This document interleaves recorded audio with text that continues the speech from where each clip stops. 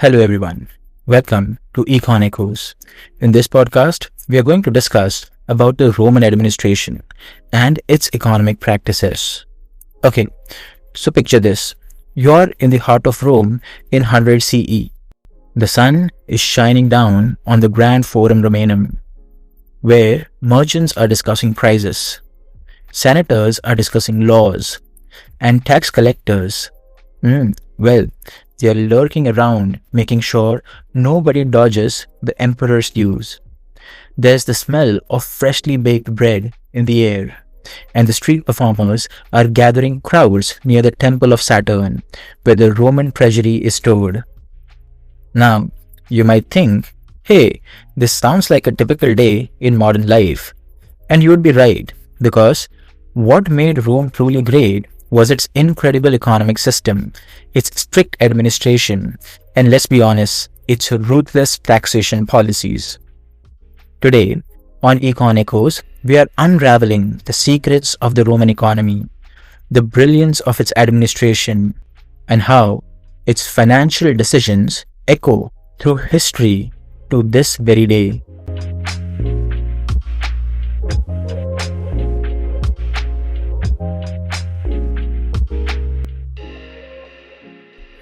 Rome was more than a city.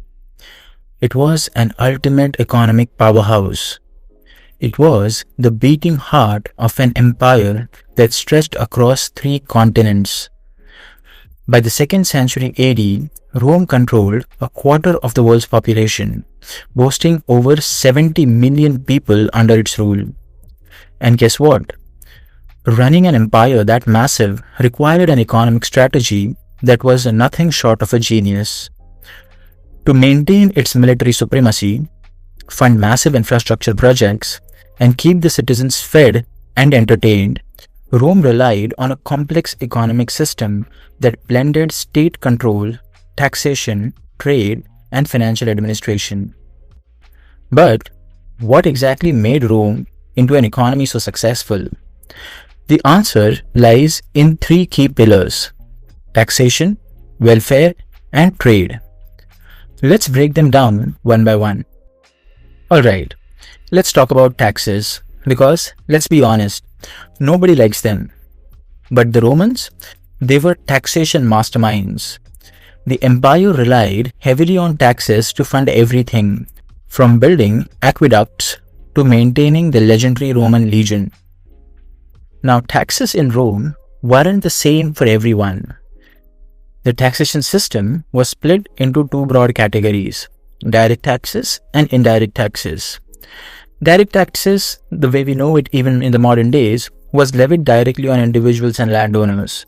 If you owned a property, you paid tributum, which means land tax. If you ran a business, you paid a portion of your earnings to the state. But there were also indirect taxes. This is where Rome got creative.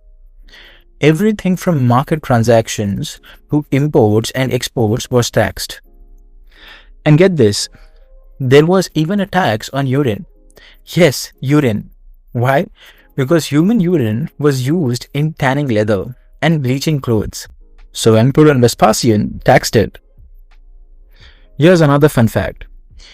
Even today in Italy, public toilets are called as Vespasiani, a tribute to the emperor who turned pee into profit.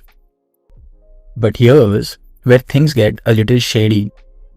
Rome didn't collect taxes directly. Instead, it outsourced the job to private contractors known as publicani. These were tax farmers whose sole mission was to squeeze as much money as possible from the provinces. Now, I want you to imagine this. You're a small farmer in Gaul, which is a village in Rome. You've had a bad harvest this year, and your family is barely scraping by.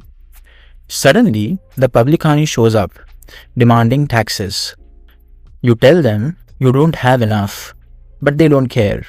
They seize your land, your cattle, and if that's still not enough, they sell you and your children into slavery. Brutal, right? But that's how tax farming worked. It's no surprise that the publicani were among the most hated figures in Roman society. Even the emperors knew that these tax collectors were corrupt. But Rome needed money, so they looked the other way. Now here's something even more fascinating. Rome wasn't just about taking money, it also gave back to its citizens. But with a catch. Rome had one of the earliest public welfare systems in history.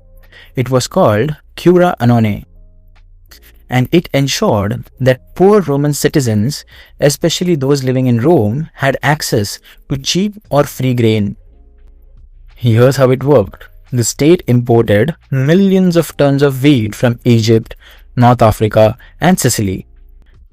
Every month, the government distributed free grains to 2 lakh citizens. Why? Because keeping the people fed meant keeping them happy and obedient. Here's another fun fact. The phrase bread and circuses comes from Rome. It means that as long as the people have the food and entertainment, they won't rebel against the government. And this is a strategy that I have seen even modern governments try to use. I have seen this across the globe, that governments always promising their citizens with free things, like free electricity, like free food, like free transportation, and so on and so forth. But the idea actually comes from ancient Rome. As long as you give the masses entertainment, and as long as you give the masses with free food, they are not going to rebel against you. And trust me, Rome took entertainment very seriously. The government spent massive sums organizing gladiator games, chariot races, and theatrical performances. They knew that if people were busy cheering for their favorite gladiators in the Colosseum, they wouldn't be plotting against the emperor. Rome's trade network was absolutely mind-blowing. Think about it. How do you keep 70 million people fed, clothed, and entertained? You build a trade empire.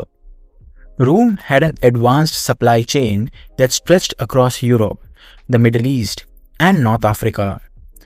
Goods flowed in and out of the empire like a modern-day multinational corporation. Imports to Rome included spices from India, silk from China, gold from Spain, olive oil from Greece, whereas exports from Rome included glassware and pottery, weapons for foreign clients, wine and olive oil, etc. But here's the real kicker.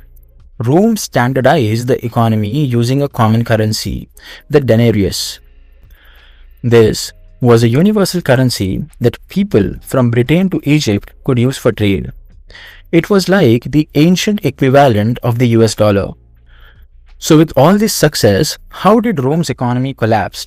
Well, it came down to 3 major factors: hyperinflation, overtaxation, and trade disruptions. The government debased coins, meaning they put less silver in them. This was done so that they could import more. This led to rising prices and economic meltdown. Because of this, farmers and landowners abandoned their lands because they couldn't afford to pay taxes. Barbarian invasions in the 5th century AD cut off key trade routes, crippling Rome's economy. By the time Rome fell in 500 CE, its economy was already in shambles. So I hope I was able to fairly share insights on Roman economy. The economy that lasted for approximately 300 years. That's all for today's episode on Econicos. If you've enjoyed this deep dive into Roman economic practices, make sure to follow the podcast and share it with your friends. Next time, we'll try to move forward into medieval economics and scholastic thought. Trust me, it's going to be eye-opening. Until then, remember, history echoes through economy more than you think. This is your host Sagar Raut. Goodbye.